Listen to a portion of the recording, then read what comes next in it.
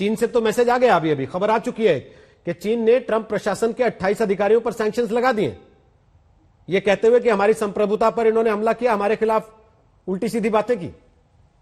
क्या ऐसा ही अमेरिका में भी देखा जाएगा आने वाले दिनों में?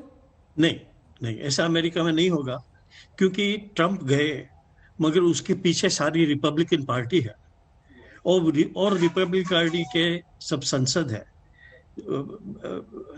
सेनेट में तो 50-50% है डिवीजन, हाउस में भी डिवीजन जो है अभी उसमें डेमोक्रेटिक मेजोरिटी बहुत कम है, तो सबका साथ लेके ही चलना पड़ेगा।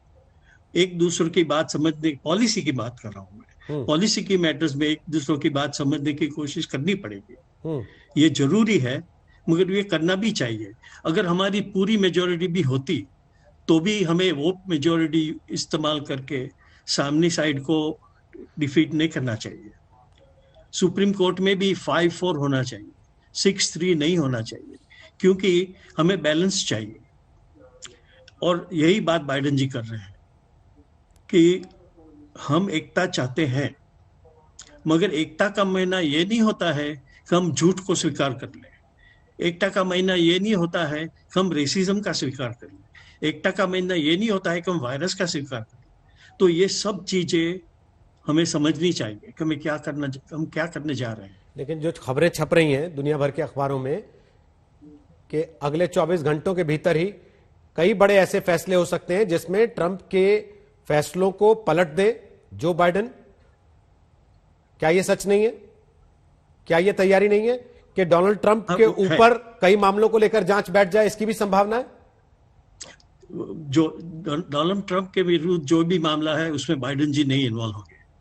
जो कायदा कानून है वो अपना काम करेगा, इसी दौर से चलना चाहिए।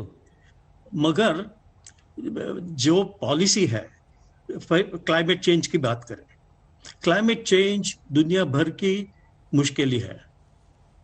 अभी ये क्लाइमेट चेंज के लिए हमें कोशिश करनी ही पड़ेगी, तो हमको पेरिस अकॉर्ड में फिर से जाना पड़ेगा। उसका कोई रास्ता नहीं है और तो ये बाइडेन जी को करना ही होगा। तो इसमें ये नहीं है कि हम एकता नहीं चाहते हैं, ठीक, क्योंकि जो करना पॉलिसी डिफरेंसेस है, मगर ये वो पॉलिसी डिफरेंसेस में एक दूसरे की बात समझने की कोशिश करनी चाहिए। ठीक है, देव साहब आपकी बात पे कमेंट कर रहे हैं, उसके बाद मैं विजय जी और त्रिगुणाथ साहब के पास आ रहा हूं। देव साहब बोलिए, उनकी बात पे आप रिएक्ट करना चाह रहे थे।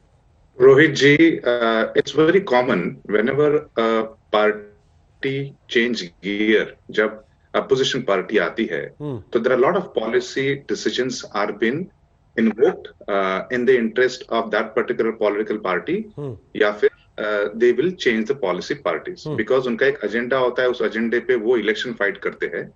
तो ये Paris accord which was one of the election items of Biden ji, और उन्होंने कहा था कि we will be changing it. तो I will not be surprise they will be doing it. कुछ ज्यादा मसला नहीं है। Paris accord was in a way we were getting roughed, हम ज्यादा पैसे दे रहे थे, हमको कम सुविधाएं मिल रही थी, तो ट्रम्प साहब का रुख थोड़ा ज्यादा हार्ड बॉल प्लेइंग था।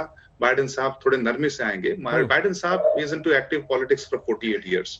ट्रम्प साहब is known to be a businessman, hire and fire की उनकी बुद्धि है। तो दोनों के अप्रोच शायद अलग होंगे, but if you were to see the end results is for the sovereignty of this great nation. आप देखिए, आपके या फिर हमारे मम्मी डैडी जो होते हैं, कोई किसका अप्रोच थोड़ा प्यार से होता है और कोई बड़े हार्ड बॉल, और कभी एक चपाट भी आपको मार दे, but they are looking for the good and wellness of the child. उसी अनुसार बाइडेन साहब हो, ट्रम्प साहब हो, their approach is for making America great. America को जो सुपर पावर और जो दायित्व है दुनिया में, वह सुपर पावर और वह उनका जो सुप्रीमिटी कायम रखे, दोनों यही चाहेंगे। मैं फिर से कहता हूं, time has come, we are this great nation citizen first. तो जो पार्टी लाइंस है और जो व्यक्ति विशेष पे टिप्पणी करनी है, आप अटल बिहारी वाजपेयी जी ने भी एक बारी कहा था कि लोग तो आते जाते रहेंगे, ये देश रहना चाहिए। तो उसी अनुसार people will come and go, people have their personalities. खामियां तो हर चीज में है। हम भगवान में भी खामियां हमने ढूंढ ली है। इसका मतलब ये नहीं है कि हमसे सीखे ना, हम हर इंसान से अच्छा ही सीखे। जो इंसान में गलतियां है उससे हम वो उसे ना सीखे, उसका अनुचरण ना करे, लेकिन हर इंसान से जो जो अच्छाई है उसका हम आचरण में आने की कोशिश करें. This time has come.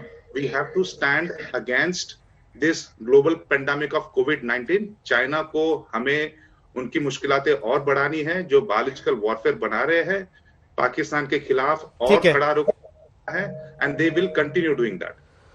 Bharat के संदर्भ में जो बाइडेन का आना, कमला हैरिस का पहली महिला उपराष्ट्रपति बनना, पहली दक्षिण एशियाई, उस पर से भारतीय मूल की महिला होकर उपराष्ट्रपति बनना, और जो बाइडेन की टीम में 20 भारतीय मूल के लोगों का होना, और फिर जो बाइडेन के भाषण में लगातार उस डर की झलक दिखना जो कोरोना और नस्लवाद को लेकर अमेरिकियों के मन में इस वक्त है, उसको भारत कैसे देखेगा?